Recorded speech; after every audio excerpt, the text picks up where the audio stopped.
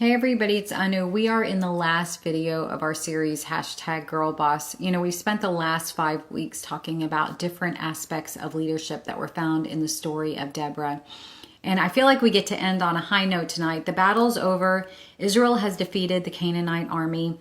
And we read that in chapter 4. But now there's an entire chapter devoted to Deborah giving honor where honor is due. And I think she models it so well for us. So we're going to walk through that. First of all, we need to give God credit. In Judges 5:3-5, she just really acknowledges the presence of God and how it went before them.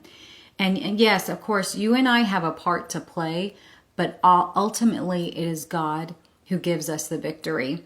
In 2 Corinthians 4:7, it's a verse that we're familiar with, but I think it bears repeating. But we have this treasure in jars of clay to show that the surpassing power belongs to God and not to us. As leaders, we need to always remember where our help truly comes from. Secondly, give others credit. Like throughout this entire chapter, if you read it, you'll see name after name. You'll see this region or these troops, just giving shout outs all over the place to people that helped them in this battle. But I think my favorite was when she acknowledged Jael, who was another woman who played such a key part in this story she killed the commander of the army.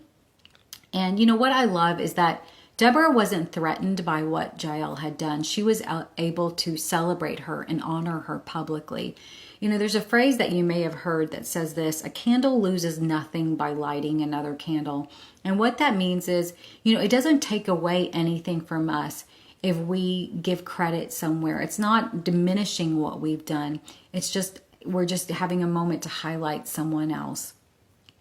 And I know that I want to be known as a leader who celebrates the people around her. So number 3, give yourself some credit too. In verse 7, she says this: the villagers ceased in Israel. They ceased to be until I arose. I, Deborah, arose as a mother in Israel. Deborah had acknowledged God. She'd acknowledged everybody else. And you know what? It's okay to acknowledge what you've done too. As a leader and a woman, I think this is hard for us because we all know where we want to be. And when we know we're not there yet, it's hard for us to celebrate the little victories along the way. Even for me in Whispers and Fringes, sometimes people will ask me just kind of how it's going. I'll be like, yeah, it's okay. Because in my mind, all I can do is focus on what I haven't accomplished yet. So instead of building an altar for the victories that I've had, I feel like I've built a cage around me with all of my defeats, and that's all I'm seeing. But I need to remember that to celebrate the little victories along the way. Every text message that we get, every comment, every time someone comes up to us and says, your ministry has encouraged me. Those are the victories worth celebrating and just acknowledging like what God has done. This isn't about an ego boost. This is just saying, thank you, God, for allowing me to be a part of your story. All right, so number 4, give everybody else a break. Okay, so there's 31 verses here. 27 verses she's been talking about their story and about all the people who helped. But in 4 of those verses, she's acknowledging the people who didn't exactly step up to help. So, as leaders, we have to understand that, unfortunately, not everyone's going to always want us to succeed. Not everyone is going to come to our aid when we need help or cheer us on from the sidelines. And so I know that's something that's hard, and I struggle with that. Like, how many of us would have spent 27 verses addressing the haters instead of just 4?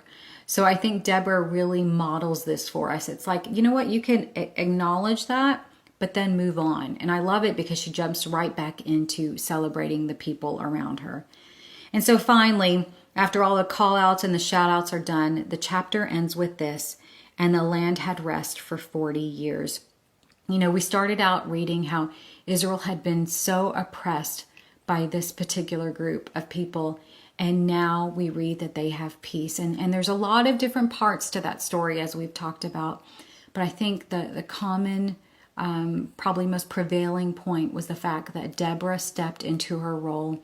A woman stepped into her calling to lead. And now, because of it, the people of Israel had peace. being a leader isn't just about having a title. It's not just about what your story is. It's about how you're able to impact the people around you as well. And Deborah shows us all about that. So I hope you've enjoyed this series and are just encouraged in your role as a leader. So to all of my fellow girl bosses out there, God bless you guys.